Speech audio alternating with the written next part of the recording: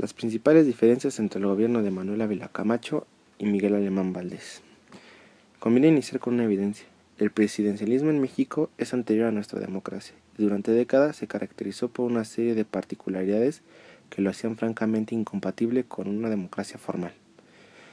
Es verdad que la preeminencia del poder ejecutivo sobre los demás poderes y su posición como pieza central del sistema político mexicano se explican en gran medida por los enormes poderes que se le ha dado en el texto constitucional al presidente de la República.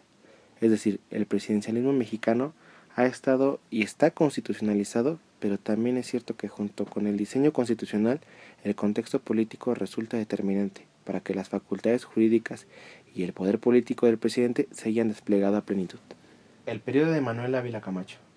Este abarcó los años de 1940 a 1946.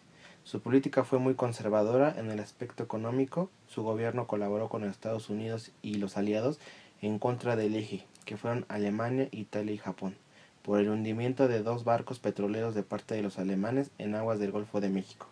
Y en 1942 se da una guerra por este motivo. A la vez, durante sus sexenios se firmaron acuerdos económicos para la producción de bienes y materias primas estratégicas. Respecto a la educación, se declara a favor de terminar el conflicto con la Iglesia. Cabe destacar la labor de su secretario de Educación, Jaime Torres Bodet, quien fue el encargado de elaborar un nuevo texto para el artículo 3 constitucional, en 1946, del cual elimina el término socialista e incorpora principios de educación humanista, integral, laica, nacional y democrática, que debía colaborar a desaparecer discriminaciones y privilegios, además que se orientaba al respeto de la dignidad humana, integración familiar, independencia política y solidaridad internacional. De igual forma retomó e impulsó la campaña alfabetizadora. Se crearon nuevas instituciones con base de las demandas de la población, surgieron varias comisiones para renovar planes de estudio, se promovió la enseñanza técnica, se impulsó la tarea editorial, mantuvo restringida la participación de grupos religiosos y ministros de culto dentro de la educación, y un régimen de excepción para la enseñanza privada, restricciones que después se reprimieron en las reformas de 1991 y 1992.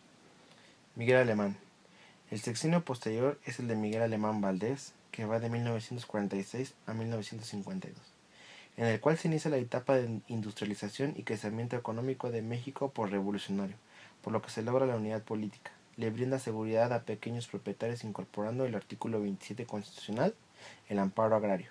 Se crea la ciudad universitaria, la Escuela Normal de Maestros, la Naval de Veracruz y la de Aviación Militar de Zapopan. Desarrolla programas de vivienda popular, apoyo en el sector turístico, promoviendo principalmente a Acapulco, y otorgó por primera vez el voto a las mujeres en elecciones municipales. Su secretario de gobierno fue Manuel Gual Vidal, quien se encarga de promover la escuela rural con el objetivo de instruir al campesino a mejorarle sus condiciones higiénicas económicas y crear un espíritu cívico que lograra que estas personas se sintieran parte integrante de la nación. Además continuó con las orientaciones de Bodet, pero con matices un poco distintos, ya que le dio introducción a la pedagogía social, que fundamenta, justifica y comprende la acción preventiva, que es anticipación para evitar que los sujetos disocialicen. Y la escuela unificada de Paul Natorp entiende la pedagogía únicamente como social. Y la escuela activa, el maestro y el alumno tienen la misma participación para lograr en el aula un trabajo creativo y productivo, por lo que se requirió aumentar el número de profesores capacitados y construir más escuelas para lograr la alfabetización. Causas y consecuencias. Manuel Ávila Camacho. Entre las principales causas se encuentra que existió una gran unidad nacional, ya que se acercaba la Segunda Guerra Mundial, en la cual México le declaró la guerra a las potencias agresoras del ejército de Alemania, Japón e Italia. En julio de 1941, México le declara la guerra a Japón y a Alemania, ya que sus submarinos habían hundido barcos mexicanos. En los efectos, los conflictos internos ya no pasaron a ser los más importantes y existió la unidad nacional. Con todo esto hubo un mejor entendimiento con Estados Unidos de Norteamérica.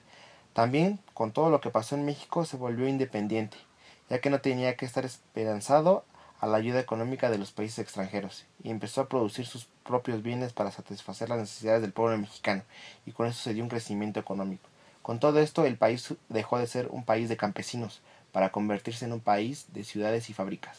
En 1943 se fundó el Instituto Mexicano del Seguro Social, IMSS, para proteger el bienestar del pueblo mexicano. Se convirtió en un país desarrollado. Miguel Alemán. Las causas.